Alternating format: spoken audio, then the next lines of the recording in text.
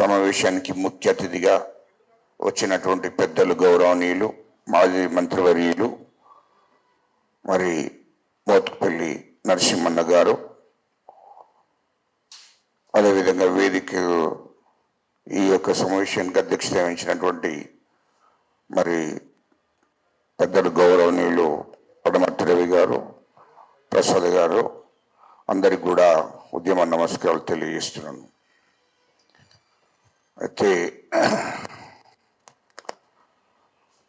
చాలా విషయాలు మాట్లాడడం జరిగింది.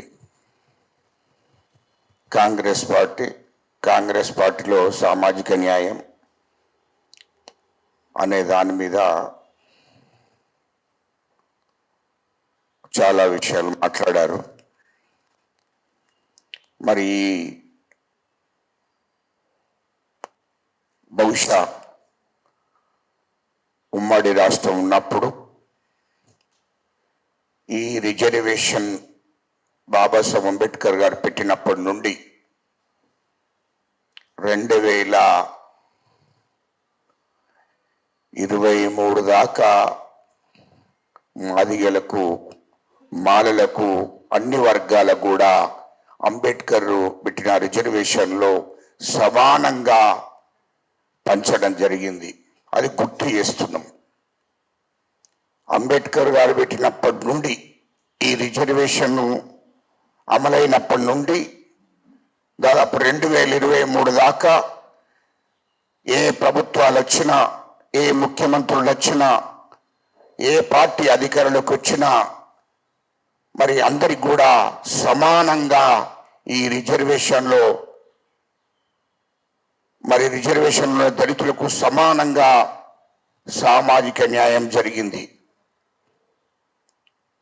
మరి 2024లో ఈ సామాజిక న్యాయం జరగలేకపోయింది. మరి అంతకుముందు గత ప్రభుత్వాలు, మా పెద్దలు మరి నరసింహన్న గారికి తెలుసు, వైఎస్ రాజశేఖర రెడ్డి గారు అప్పటి నుండి మాత్రము మేము చూస్తున్నాము. అంతకుముందున్న ప్రభుత్వాలు వైఎస్ రాజశేఖర రెడ్డి గారు ముఖ్యమంత్రిగా ఉన్నప్పుడు అందరికీ 7 ఉమ్మడి రాష్ట్రం ఉన్నప్పుడు 7 పార్లమెంట్లో, ఆంధ్రలో మరి అక్కడ 3 మాలలకు, 1 మాదిగకు, ఇక్కడ తెలంగాణలో 2 మాదిగలకు, 1 మాలకు, అదేవిధంగా జనరల్లో కూడా మాదిగ సామాజిక వర్గానికి అవకాశం కల్పించారు. ఎందుకంటే ఆంధ్రలో ఎక్కువ జనాభా ఉంది కాబట్టి అక్కడ 4 సీట్లలో 3 సీట్లు వాస్తవం మాల సామాజిక వర్గానికి ఇవ్వవలసిందే.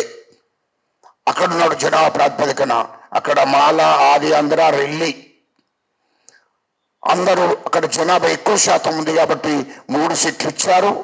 1 ఎంపీ సీటు మాత్రం మాదేకి ఇచ్చారు. 3 ఎంపీ సీట్లు మాల సామాజిక వర్గానికి ఇచ్చారు. ధర్మం అది. ఇక్కడ తెలంగాణలో 3 దాంట్లో 2 మాదిగలకు ఇచ్చి 1 మాలకు ఇచ్చారు. 1 జనరల్ కూడా మరి ఇవ్వడం జరిగింది. అంతకుముందు చంద్రబాబు గారు ముఖ్యమంత్రి ఉన్నప్పుడు కూడా మరి అప్పుడు కూడా సామాజిక న్యాయం జరిగింది. మరి అప్పుడు కూడా అదే విధంగా మరి టికెట్లు ఇవ్వడం జరిగింది. మరి ఎందుకో 2024లో మరి ఈ రాష్ట్రం ఉన్నటువంటి దళితులందరికీ సమానంగా సామాజిక న్యాయం జరుగుతుందని చెప్పి మరి బీఆర్ఎస్ పార్టీని, ఈ తెలంగాణ ఉన్నటువంటి దళితులు, బడుగు బలహీన వర్గాలు దొర ఆధిపత్యాన్ని ఖచ్చితంగా ఈ రాష్ట్రంలో ఉండకూడదు అని ఆ లక్ష్యంతోనే మరి తెలంగాణలో మరి ఒక ముఖ్యమంత్రి కేసీఆర్ దొర రాజ్యం పోవాలనే ఆలోచనతోనే దళితులు, అణగారిన కులాలు వాళ్ళకు వ్యతిరేకంగా ఓటేయడం జరిగింది. ప్రత్యేకంగా తెలంగాణలో మాదిగలు దాదాపు 70 నుంచి 80 లక్షలు ఉంటారు. వాళ్ళందరూ కూడా అసెంబ్లీ ఎన్నికల్లో కాంగ్రెస్ వైపే నిలబడ్డారు. కాంగ్రెస్ వైపు నిలబడి కాంగ్రెస్ గెలిపేయడం జరిగింది. ఎందుకంటే ఇందిరాగాంధీ అప్పటి నుండి కాంగ్రెస్ నమ్ముకున్నారు మాదిగలంతా. దేశవ్యాప్తంగా దళితులందరూ కూడా కాంగ్రెస్ పార్టీకి వేశారు. మొన్న ఎన్నికల్లో కూడా, అసెంబ్లీ ఎన్నికల్లో కూడా కాంగ్రెస్ పక్షాన్నే మరి దళితులు, అందులో మాదిగలంతా కాంగ్రెస్ పక్షాన్ని నిలబడ్డారు, ఓట్లేశారు. మరి ఈ రాష్ట్రంలో ఉన్నటువంటి హైకమాండ్ కానీ, దేశంలో ఉన్న హైకమాండ్ కానీ ఇది గుర్తించాలని చెప్తున్నాం. ఇంకో మాట, చాలా విషయాలు మాట్లాడుకుంటారట. ఇది మాకు తెలిసిన విషయం. మందకృష్ణ మాదిగ బీజేపీ వైపు ఉన్నాడు కదా, బీజేపీ వైపు మాదిగలు ఒకవేళ పెద్దలు ఉన్నారు, మీడియా మిత్రులు కూడా ఉన్నారు. ఒకవేళ మాదిగలందరూ ఇట్ట బీజేపీ మందకృష్ణ మాదిగ గారు చెప్పినట్టు వింటే మరి ప్రతి అసెంబ్లీ నియోజకవర్గంలో 50 నుంచి 60,000 మంది మాదిగలు ఉంటారు, ఓటర్స్. ప్రతి అసెంబ్లీ నియోజకవర్గం నుండి అంటే 119 నియోజకవర్గాలు.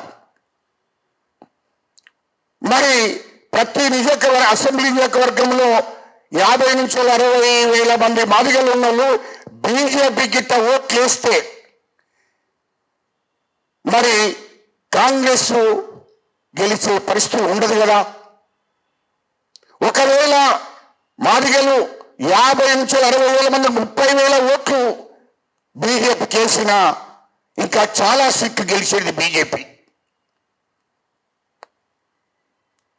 కాంగ్రెస్ అధికారంలోకి రాకపోతుండే బీజేపీ దాదాపు ఇంకా 20 నుంచి 30 సీట్లు గెలిచేది ఉండే. ఒకవేళ మాదిగల ఓట్లు చీల్తే, మాదిగల ఓట్లు గిట్ట బీజేపీకి పడితే ఇంకొక 20 సీట్లు బీజేపీ గెలుస్తుండే. కానీ మాదిగలు బీజేపీ నమ్మరు.